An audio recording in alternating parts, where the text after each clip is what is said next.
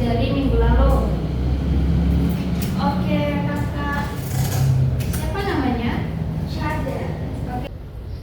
Oke, Cada. Satu kata dalam bahasa Indonesia. 4. Good job, Cada. Sekarang kita akan cek kehadiran dulu. Sebelum itu, Ibu akan memanggil satu persatu nama kalian. Dan ketika Ibu menyebutkan nama kalian, kalian bisa angkat tangan lalu bilang hadir. Oke? Oke. Yuli, Hadir. Maria, Hadir. Tatiana, Hadir. Nampan, Hadir. Sina, Hadir. Anastasia, Hadir. Dasya, Hadir. Lisa, hadir, Sada. Hadir. Oke. Today we will learn about public speech. We will practice listening to a speech and learn the important message from the speaker. Jadi hari ini kita akan belajar tentang ceramah. Lalu kita akan berlatih menyimak audio ceramah dan menangkap pesan-pesan penting yang disampaikan oleh pembicara ceramah. Dan sebelumnya, di antara kalian, apakah kalian pernah mendengar ceramah? Sudah. Di mana Dasya mendengar ceramah? Di internet. Oke, good job Dasya. Hari ini kita akan belajar tentang kata-kata penting dalam ceramah, yaitu seperti ceramah, narasumber, sopan santun, dan juga pesan tersurat dan pesan tersirat. Ada yang sudah pernah mendengar kata-kata ini? Belum. Ya. Oke.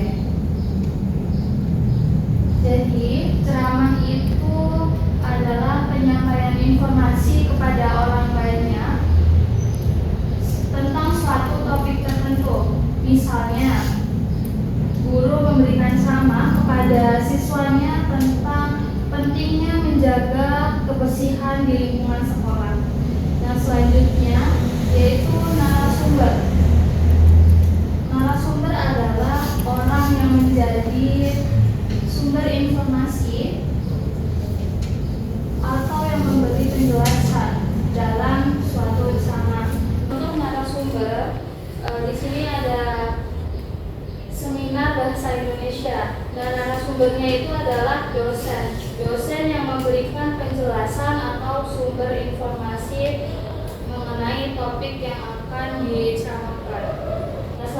Oke, selanjutnya yaitu sopan santun. Sopan santun itu merujuk pada cara berperilaku dengan baik dan berbicara dengan baik serta menghormati orang lain.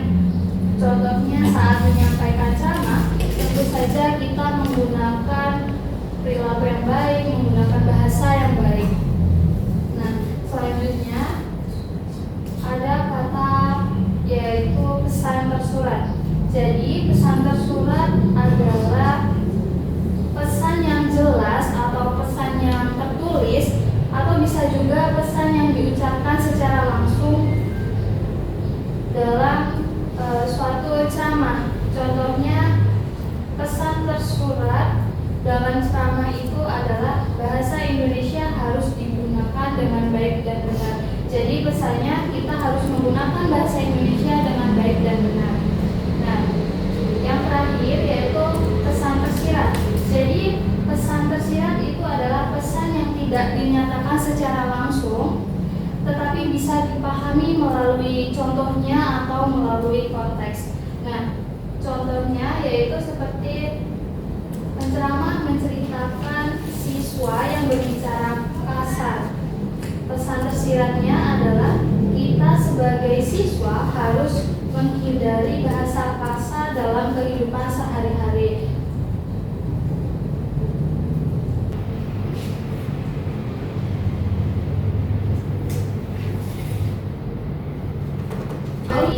Ibu akan menjelaskan tentang struktur ceramah.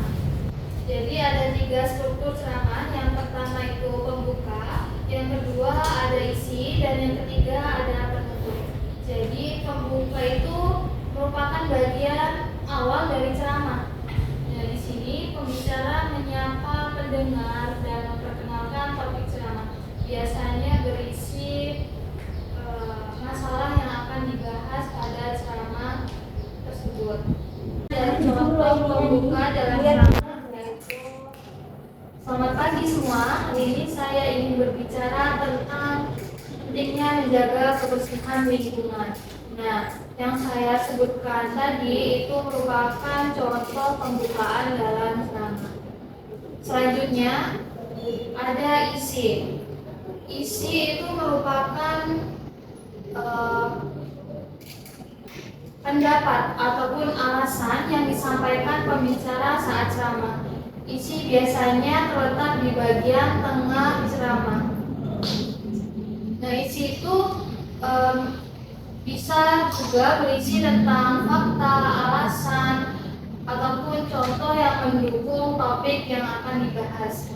Nah, contohnya, kebersihan sangat penting karena lingkungan yang bersih membuat kita sehat. Di sekolah, kita bisa menjaga kebersihan dengan tidak membuang sampah sembarangan. Nah, di sini ada fakta-fakta yang mendukung topik yang dibahas. Nah, yang terakhir itu ada penutup. Jadi penutup itu adalah simpulan dari topik yang dibahas pada ceramah. Biasanya terletak di bagian akhir ceramah. Nah, dengan cirinya berisikan pesan dan harapan untuk suatu topik yang dibahas. Contohnya, jadi mari kita semua menjaga kebersihan mulai dari hal kecil. Terima kasih atas perhatian kalian. Wassalamualaikum warahmatullahi wabarakatuh.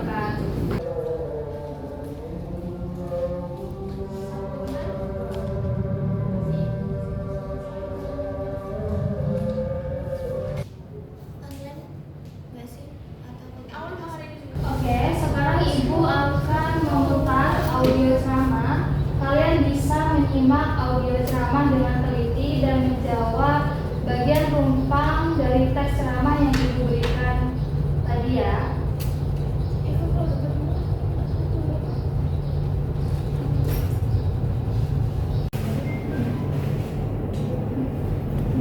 Oke, Ibu akan memutar audio ceramahnya. Selamat malam saudara-saudara yang berbahagia. Saya ingin membagi keprihatinan saya kepada Anda semua di sini tentang bahasa kita, bahasa Indonesia. Suatu ketika, saya melihat beberapa siswa asyik berjalan di depan sebuah kelas. Terdengar percakapan di antara mereka yang kira-kira begini. "Punya gua kemarin hilang." Terdengar pula sahutan salah seorang mereka.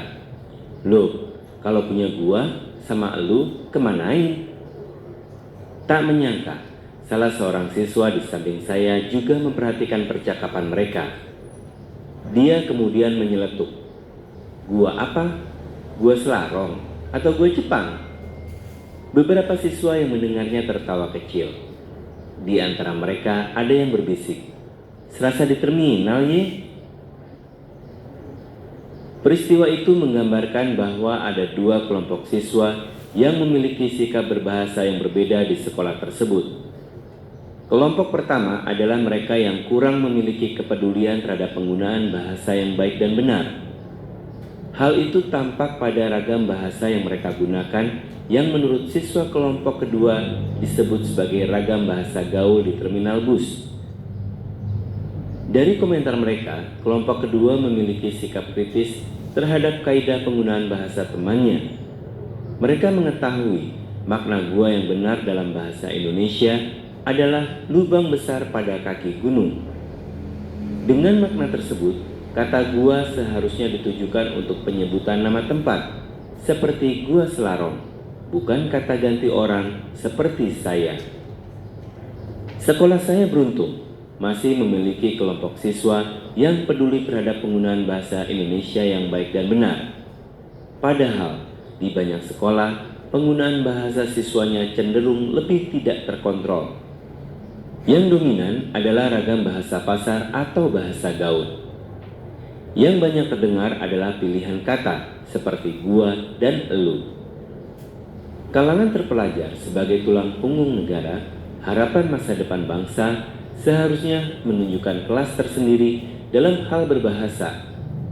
Intensitas para siswa dalam memahami literatur ilmiah sesungguhnya merupakan sarana efektif dalam mengakrabi ragam bahasa baku. Dari literatur tersebut, mereka dapat mencontoh tentang cara berpikir, berasa, dan berkomunikasi dengan bahasa yang lebih logis dan tertata.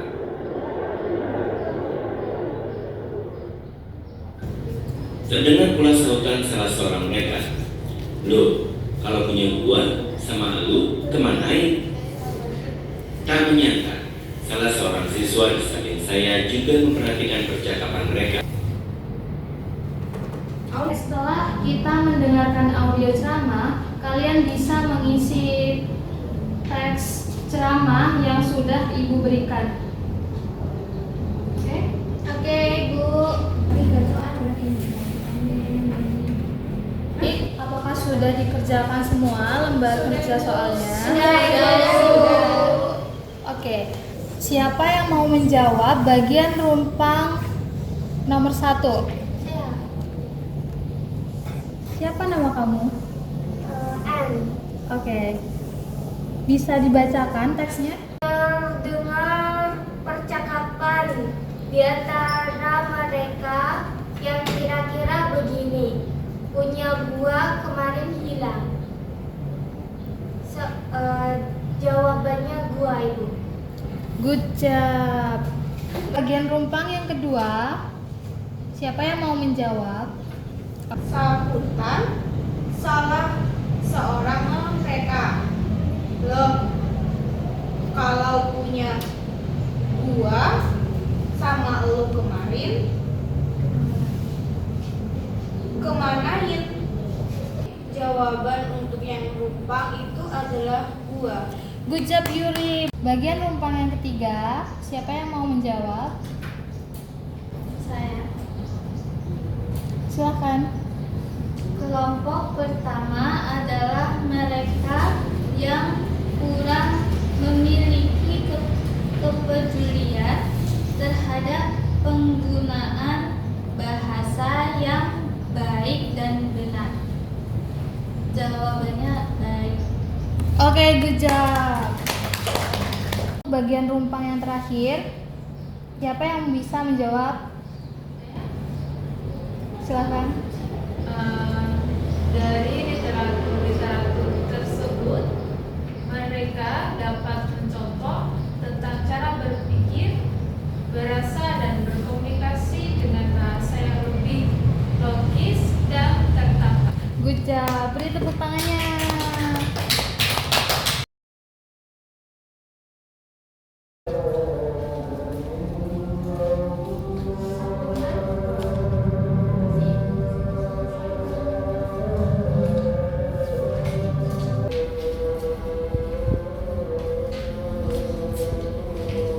Baik, sekarang kita akan mendengarkan audio ceramahnya lagi dan kalian bisa menjawab pertanyaan-pertanyaan yang sudah Ibu berikan.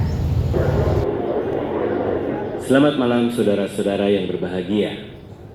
Saya ingin membagi keprihatinan saya kepada Anda semua di sini tentang bahasa kita, bahasa Indonesia. Suatu ketika, saya melihat beberapa siswa asyik berjalan di depan sebuah kelas. Terdengar percakapan di antara mereka yang kira-kira begini. "Punya gua kemarin hilang." Terdengar pula sahutan salah seorang mereka. "Loh, kalau punya gua sama elu kemanain?"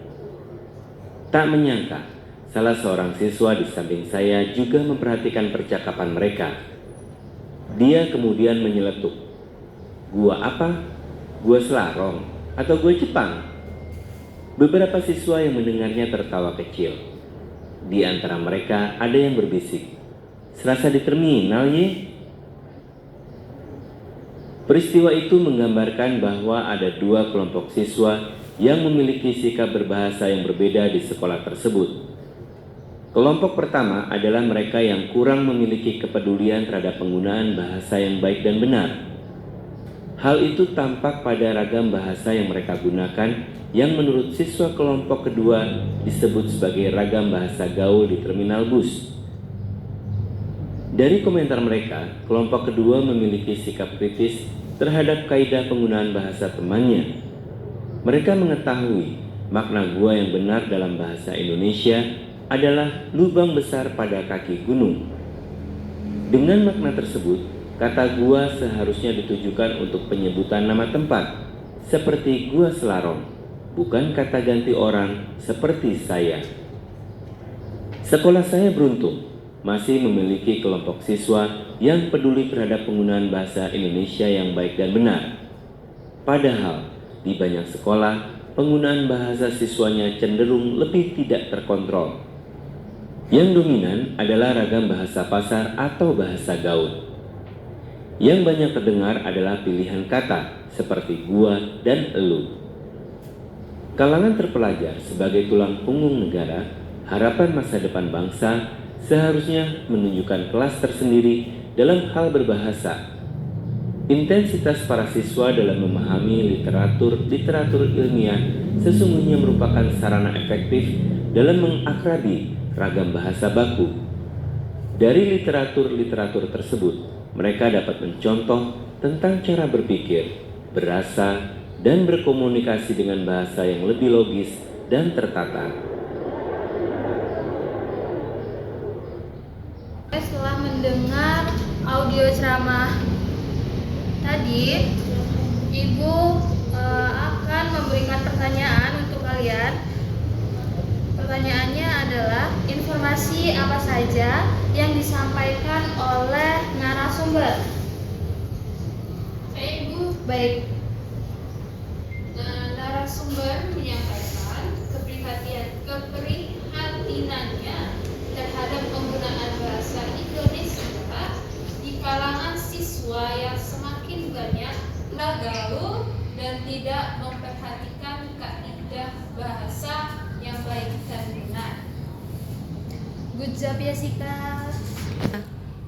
Untuk pertanyaan terakhir, fenomena berbahasa apa saja yang disebutkan oleh narasumber dalam sambutan ceramahnya? Siapa yang mau menjawab? Silahkan. Penggunaan kata ganti gua dan elu serta penggunaan bahasa gaul yang lebih menyerupai percakapan di terminal daripada di lingkungan akademik. Jadi Ibu akan memberikan pertanyaan terakhir, yaitu kalian bisa menulis kesimpulan ceramah yang sudah kalian dengarkan menggunakan kalimat sendiri.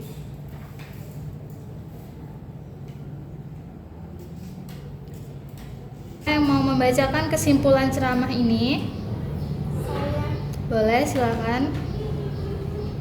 Untuk kesimpulannya, ceramah ini menyampaikan keprihatinan narasumber terhadap runtuhnya penggunaan bahasa Indonesia yang baik dan benar di kalangan siswa. Oke, good job Nantan. Sekarang kita berada di penghujung kelas. Jadi Ibu akan menanyakan kepada kalian, menurut kalian, kenapa penting untuk memahami pesan tersirat dari sebuah ceramah? Boleh, silakan. Penting karena hal ini membantu kita untuk memahami secara menyeluruh apa yang ingin disampaikan oleh penulis atau pembicara. Benar sekali. Baik, kalian sudah bekerja keras hari ini. Saya sangat menghargai perhatian dan usaha kalian. Sampai jumpa minggu depan. Semoga hari kalian menyenangkan. Wassalamualaikum warahmatullahi wabarakatuh. Waalaikumsalam.